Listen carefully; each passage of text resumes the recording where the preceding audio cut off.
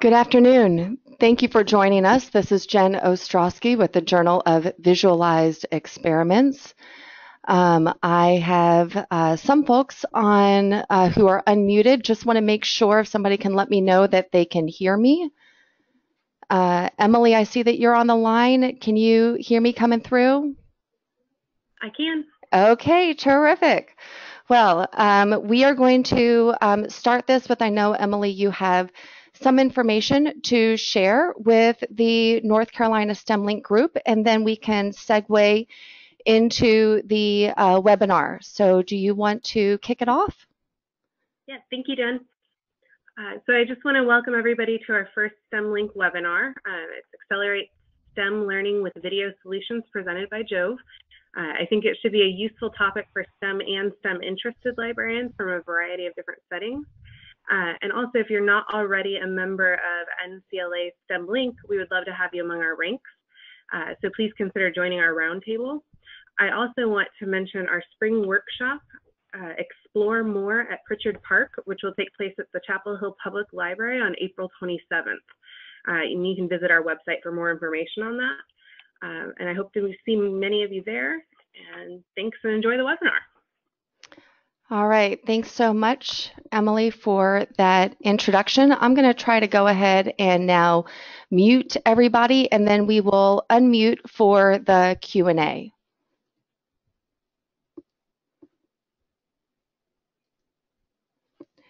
Okay. I am Jen Ostrowski, a senior account manager here at JoVE, and I work with university libraries in the Carolinas, Georgia, and Florida, as well as academic medical centers and all government libraries throughout the US and Canada.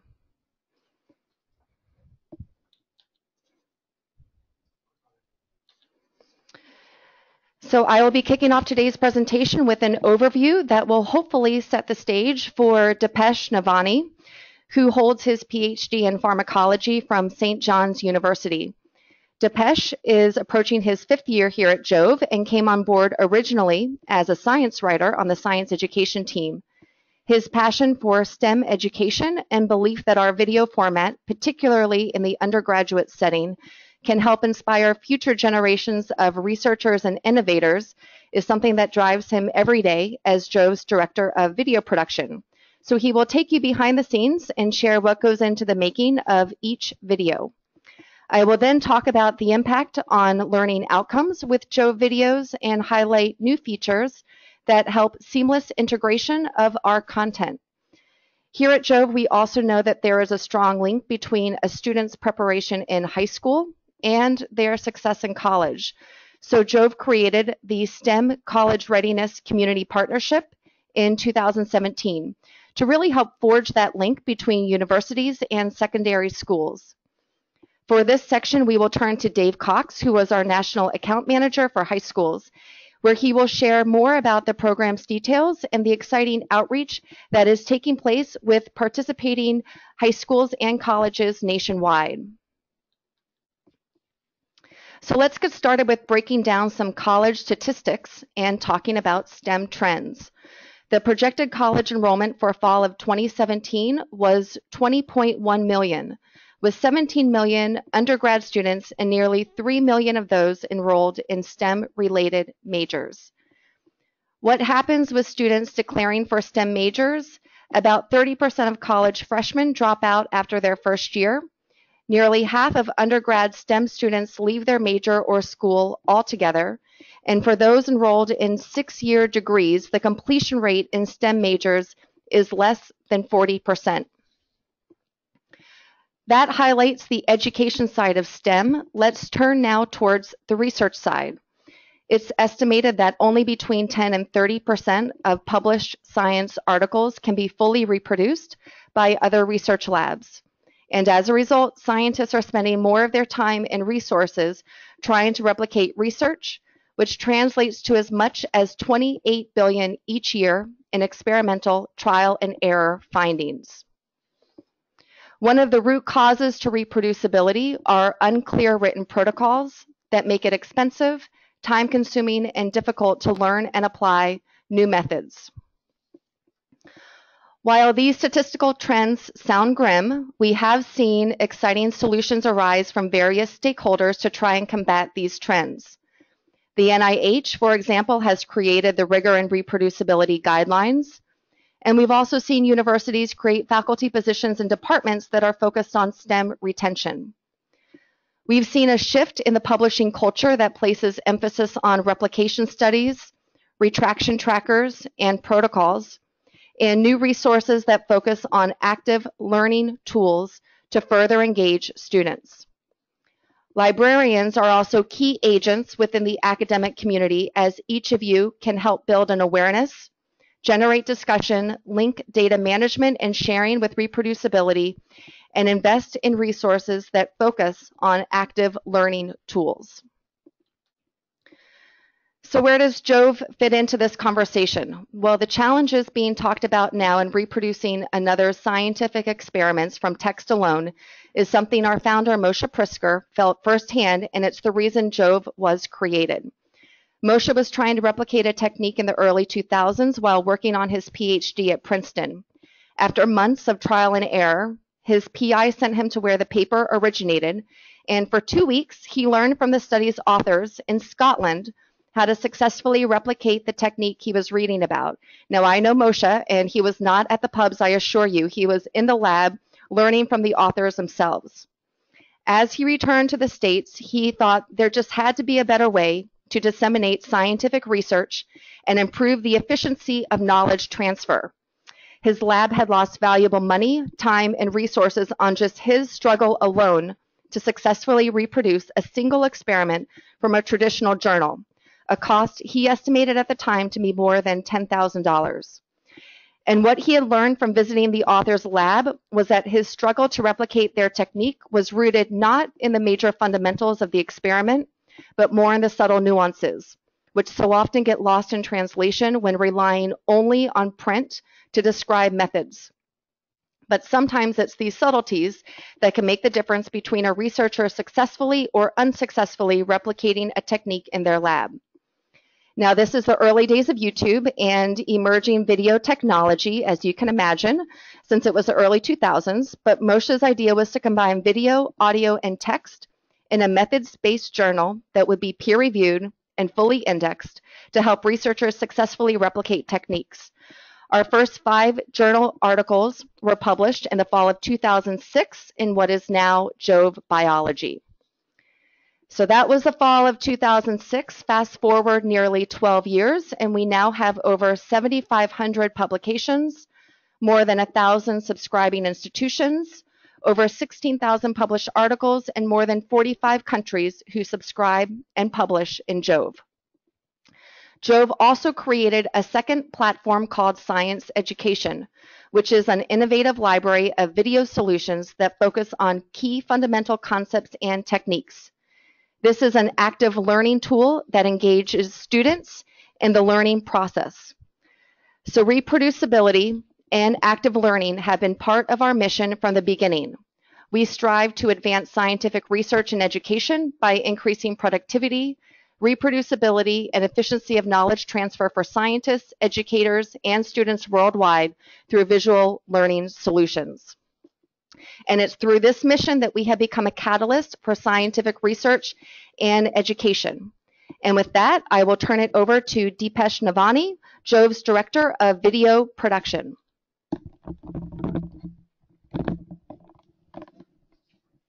Hi, everyone.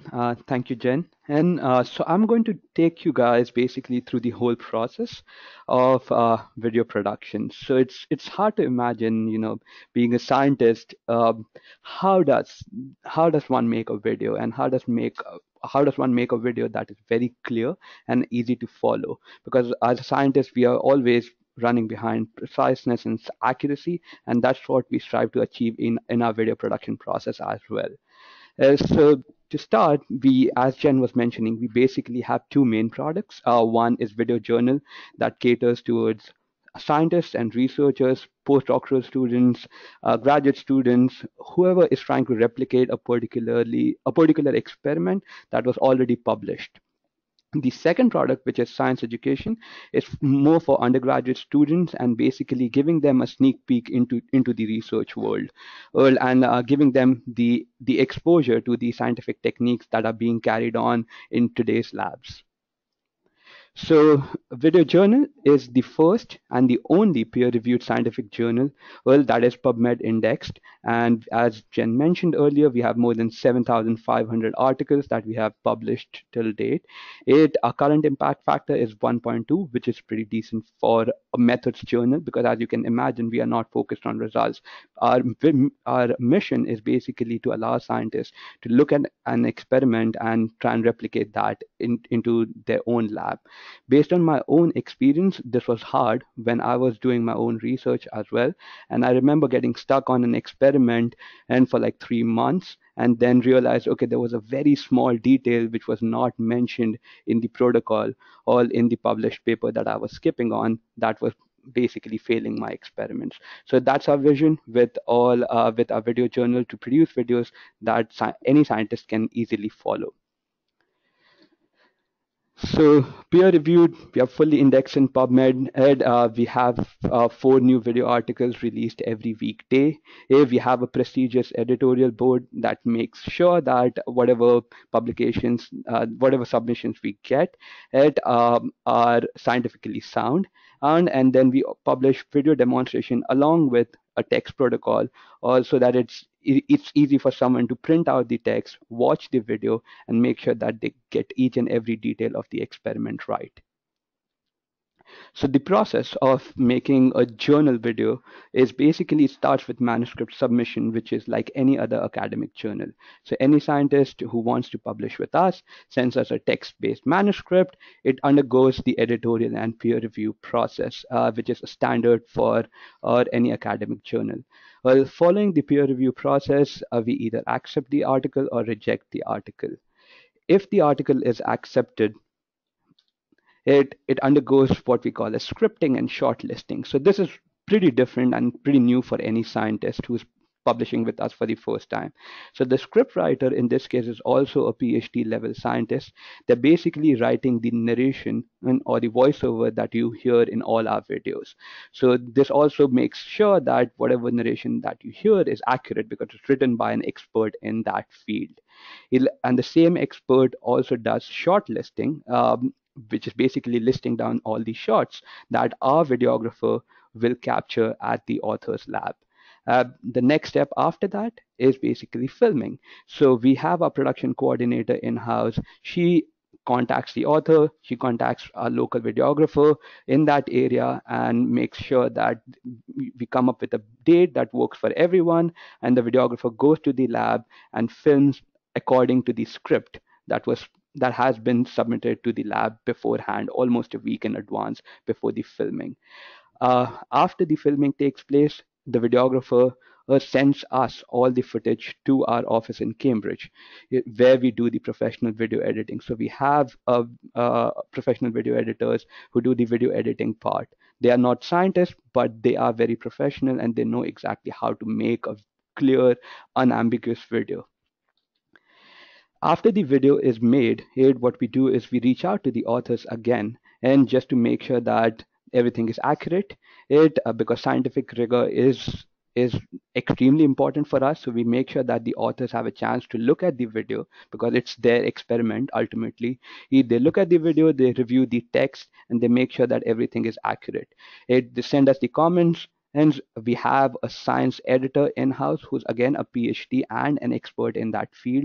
He or she looks at all those comments, make sure that he or she addresses all the comments. We do a quality control check from our end to ensure that everything that we show in the video as well as in the text is scientifically accurate. Then we send it to the authors again for the final step, which is galley proofing, and ultimately the article is released on our website. Now let's talk about the second product, which is science education, which is catered towards undergraduate students. basically giving them a sneak peek into the research lab. So as you can see, we have 8 different fields that we cover over here, ranging from basic and advanced biology to engineering to physics to psychology, as well as clinical skills. In each and every video, what do we do in science education? We talk about the concepts behind that technique, which are mostly animated. Then we talk about the protocol, the basic protocol that the students would follow. And we also make sure that we give tools for the professors, such as JoVE tests, so that they can assess whether the student has learned from the video or not. So how do we make science education videos? Here, the first step that we do is we collaborate with an expert. So, for example, in order to produce clinical skills videos, we collaborated with physicians at universities like Yale and the Brigham and Women's Center in Boston. So we make sure that we collaborate with an expert in that particular field. We engage them in planning the whole collection. So every collection in science education is 15 videos. Those we try to make sure that all the videos are pertinent to the particular topic. Then the expert who we have collaborated with writes the content in the manuscript format. Then we have an in-house editor who reviews the content in the manuscripts, ensure that it is up to our standards, everything is accurate, does fact checking on the manuscript itself, and if everything is right, it is then assigned to a science writer. Again, we try to hire experts in that particular field who will write the narration, which is the script, and just like the journal, they do the shortlisting as well for the videographer who will capture the footage. In addition to that, the science writer, what he or she does in this whole process, which is different from the journal, is what we call a storyboarding. And so storyboarding is only for the animated portions of these videos. Also, the science writer who's an expert in the field, so for example, an MD who did all the writing for the clinical skills videos, does the storyboarding that shows the animations like the anatomy of that particular region. And so we ensure that the expert does all these things in the whole process to make sure that everything is accurate. Then while we are working on the animated portions in-house, our videographer goes to the particular location, does the filming process like the journal. It comes back in-house to our Cambridge headquarters. We do the professional video editing as well as animation. And then finally, when the project is complete, we send it back to the expert who wrote the content to make sure that everything is accurate for his, her, or her review.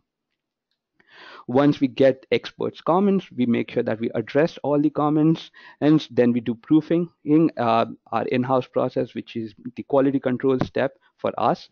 And once we are satisfied, the expert is satisfied that everything is accurate, clear, and unambiguous for any student to follow, we release the collection to the public.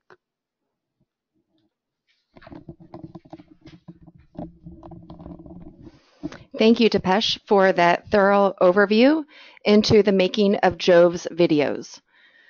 So what do these videos really mean in the academic and research setting?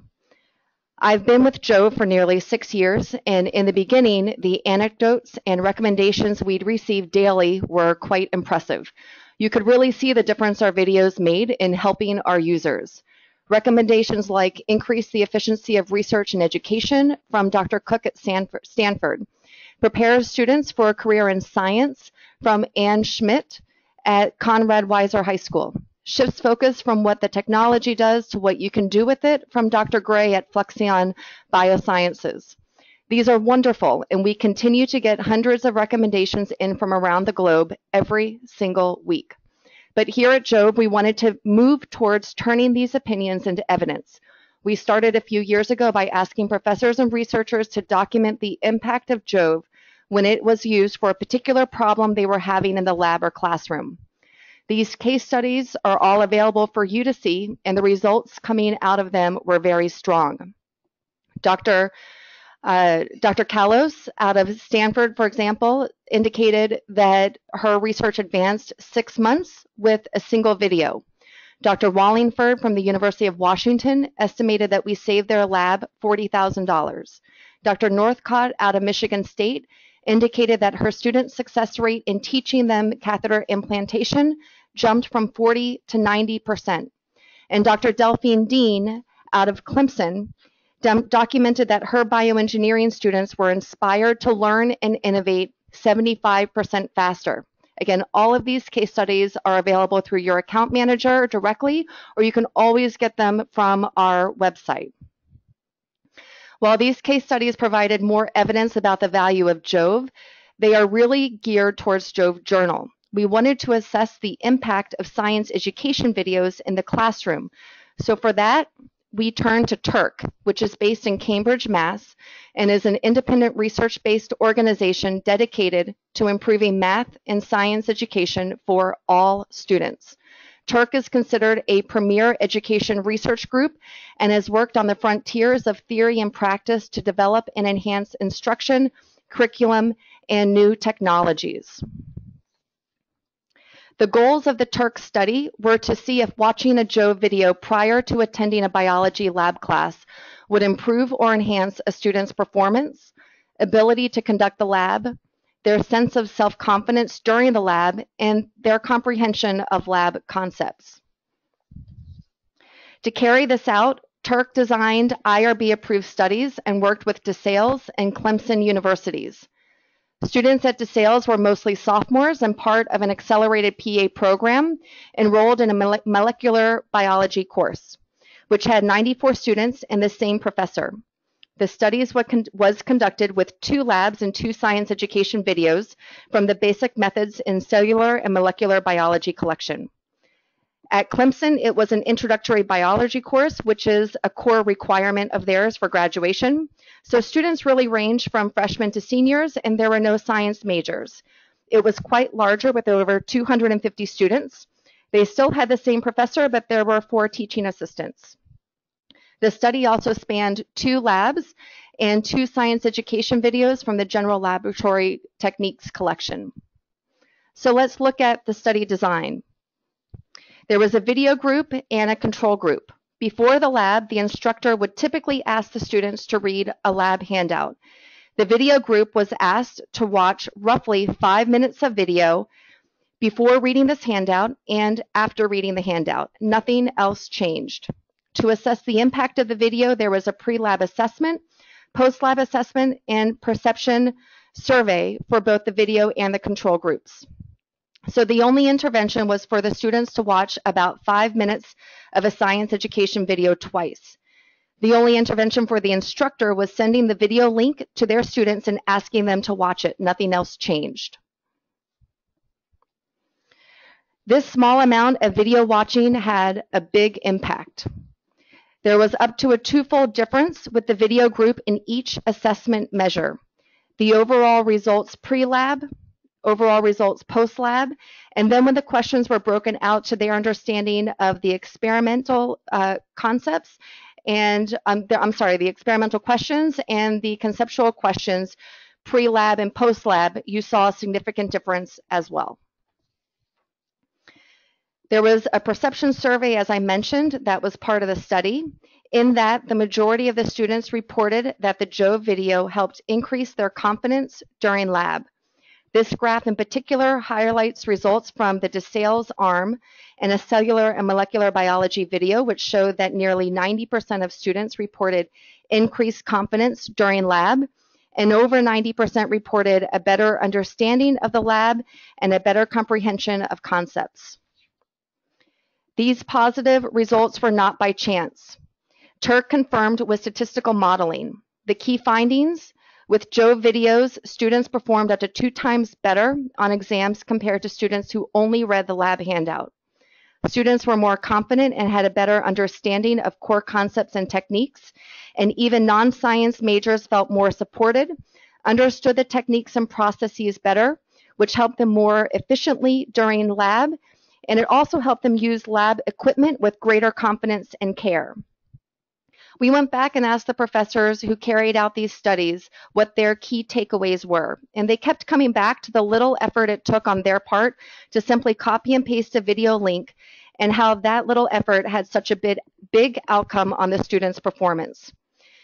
And it was not even the whole video. Our science education videos generally range between 7 and 12 or 13 minutes long. They asked the students just to watch the first 5 to 6 minutes of the video before reading the handout and after reading the handout, and it had that big of an effect. There was also a surprising upside that they both shared. There were fewer equipment mishaps in the lab. So let's say you have a professor who wants to integrate JoVE videos more into their setting. How do they do this? JoVE has enhanced our site's features to ensure efficiencies and ease of use. By creating a personal account, users can manage their JoVE content more efficiently. There are 3 types of dashboards. One is for users, one is for authors, and one is for librarians designated as their library's administrative contact. The user dashboard and the author dashboard is very similar with the exception of the My Articles tab. This allows the author to gain access to their published articles.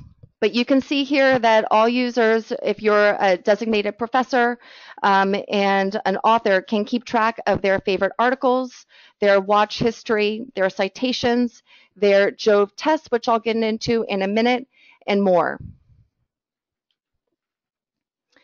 This is a screenshot of a science education video in the Mechanical Engineering collection in the newly released Science Education Engineering series. As you can see, the video on the left, and then the text breaking down the content is on the right. Users can easily watch in its entirety or navigate to a particular chapter to reinforce key learnings. Underneath the video are buttons where users can download the PDF, add to their favorites, which ties back to the dashboard tab we just saw, or share the article, or embed the video. The embed feature allows users to easily embed into anything that hosts iframes. So it has become a convenient tool to use during lectures, labs, or trainings. Each of these buttons are also available for JoVE journal articles. The difference with science education, there's one big difference with this format, is that professors can also create a JoVE test with this tab shown here. They can easily use pre-populated questions, or they can edit and create their own. So this is just an example of that particular video, propulsion and thrust. With pre-populated questions, which I mentioned, they can edit or add to. And then they can send them out to their students or lab members if a training, is being conducted. And they can also track the test progress.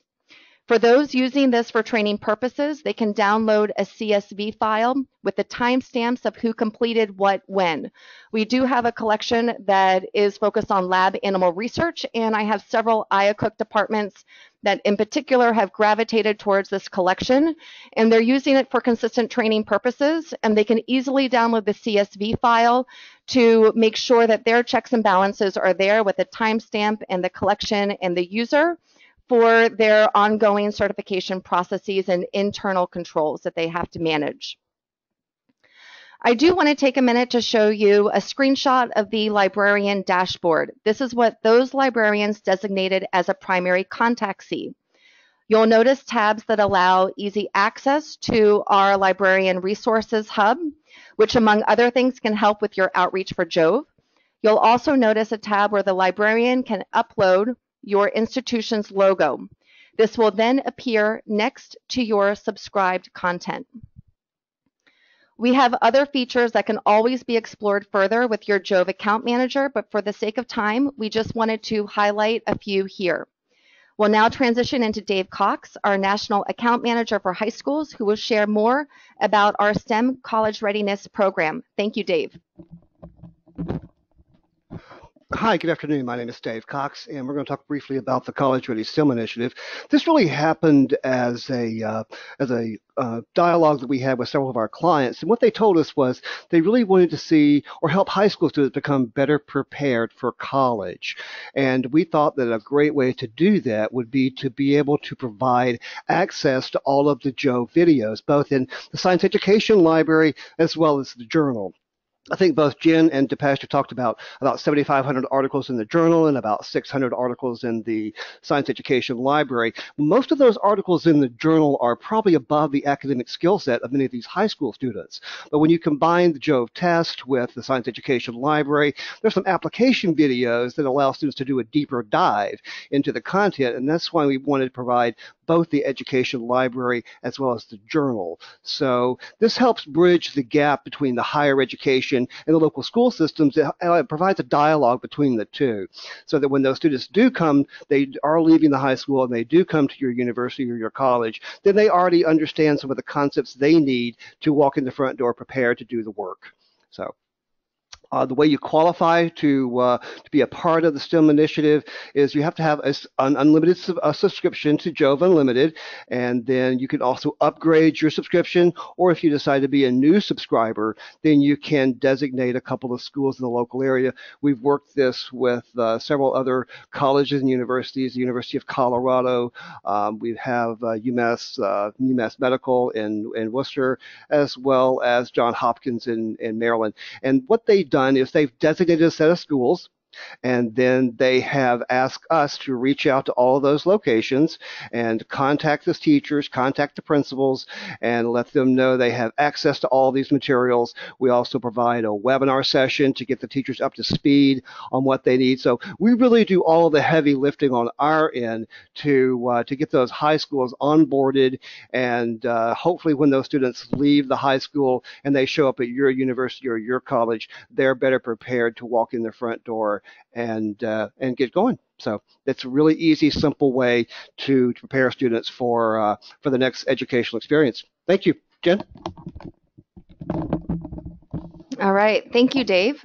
So in summary, JoVE is a catalyst for scientific research and education. In the lab, we help keep research within budget, increase the productivity of lab work, help users learn new methods, and also onboard new lab members.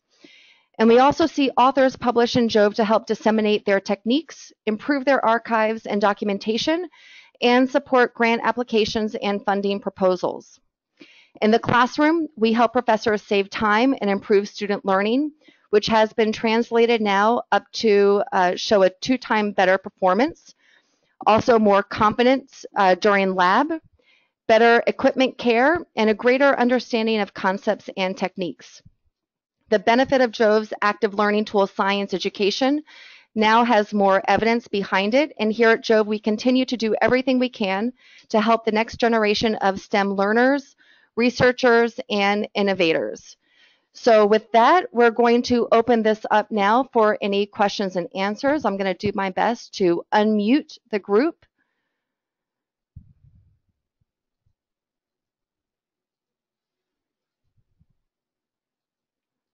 Unsuccessfully at the moment.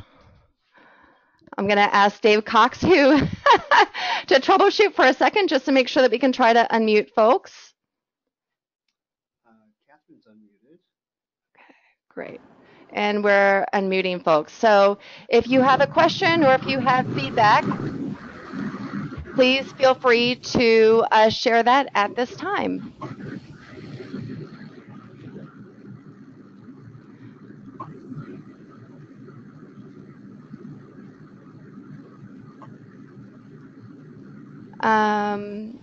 We can also certainly provide our contact information for anybody who has a follow-up question or need for further information or just wants to touch base with your particular JoVE account manager.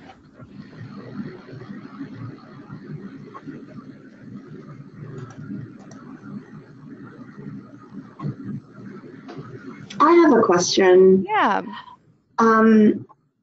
If I'm at Wake Forest University, and if a faculty member wants to publish in JoVE, then do you come out to our university to help film it? Like help? Yep, that's great. I missed your name at first. I just heard Wake Forest. Sarah. Great. Sarah, Sarah's question is, if they have faculty members who want to publish in JoVE, do we have videographers that come on site to film? For that, I'm going to turn it over to Depesh. He's no better. There's no one better to answer that question, Sarah. So thank you for the question. Hold on. Hi, Sarah. Hi. Hi. So yes, we do have videographers all around the globe. Obviously, we cannot cover each and every university, but more often than not in the entire United States, definitely we can send our videographer to your location when to film the protocol. Okay, great. Thank you. Okay, awesome. Sarah, I can also follow up with you to provide references for the published articles that we have seen from Wake Forest, if that would be useful. Yes, thank you. Sure. Are there any other questions?